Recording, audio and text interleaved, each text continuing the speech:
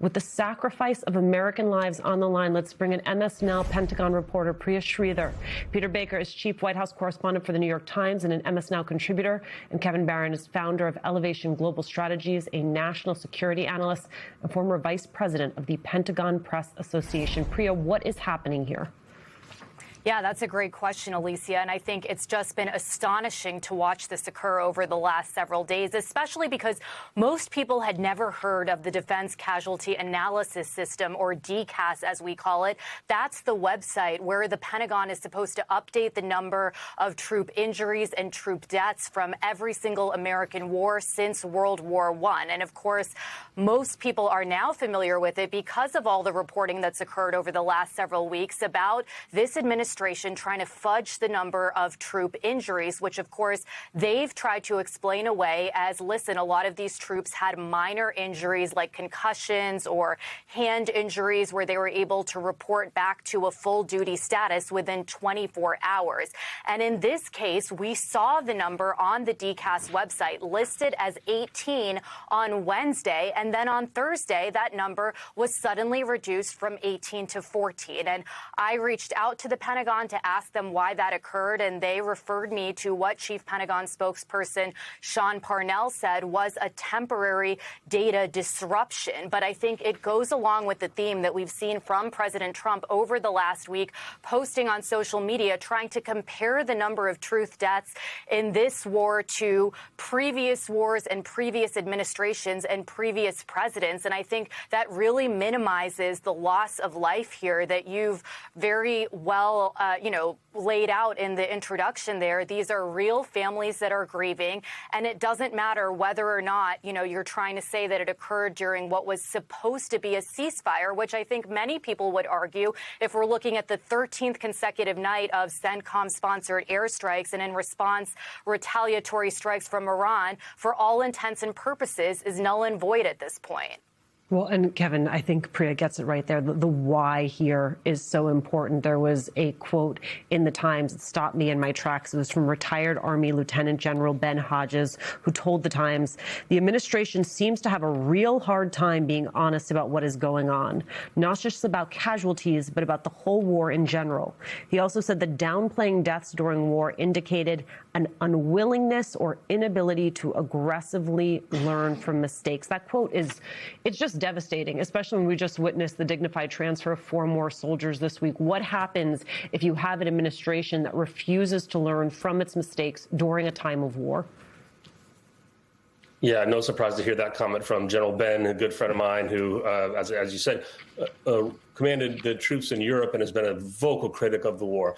Look, this isn't the first time this kind of thing has happened, and I think there is reason for it. Back in 2020, when Trump was still in charge before the end of his term in January, there was an airstrike into Syria, and the same thing happened. The Pentagon reported one number out, or actually first said that there were no injuries, and then it came out that there were about 11 troops who had suffered traumatic brain injuries. Later on, it turned out to be about 60.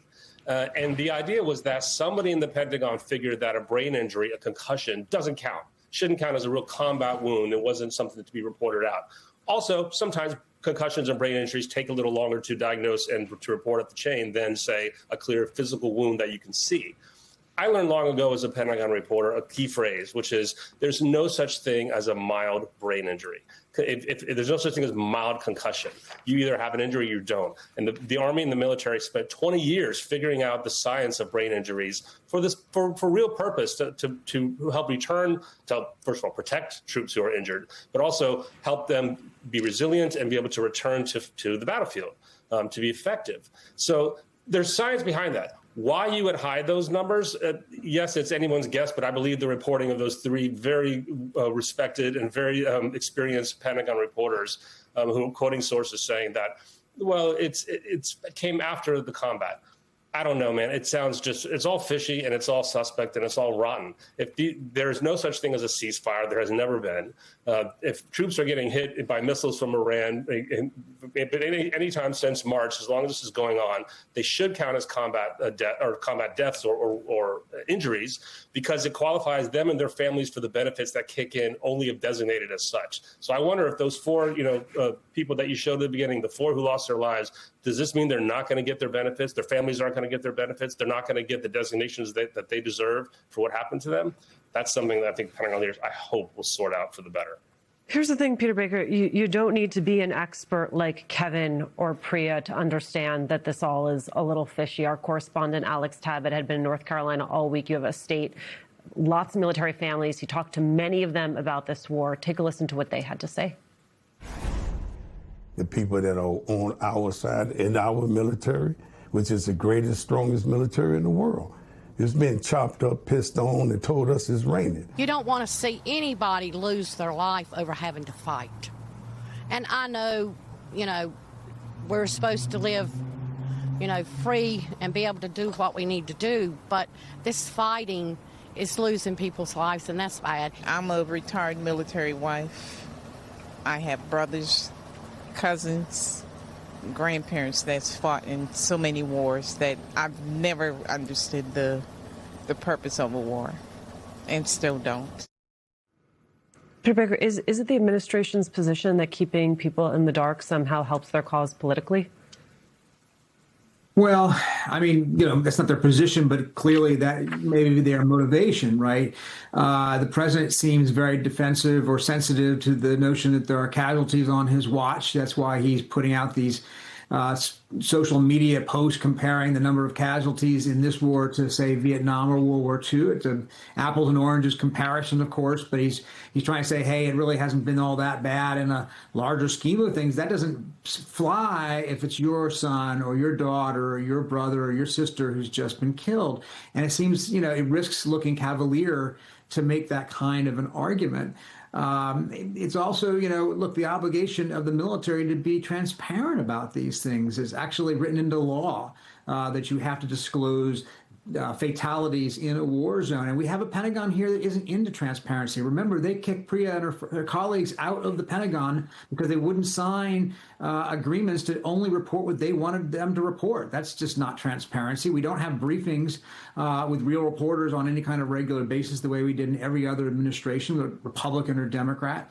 So this has not been an administration that is transparent, other than listening to the president himself give whatever message of the day he wants to give.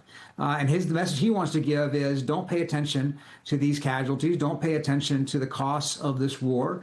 We're winning, even though it may not seem like it. And I think he's having a hard time convincing the public, at least according to all the polls.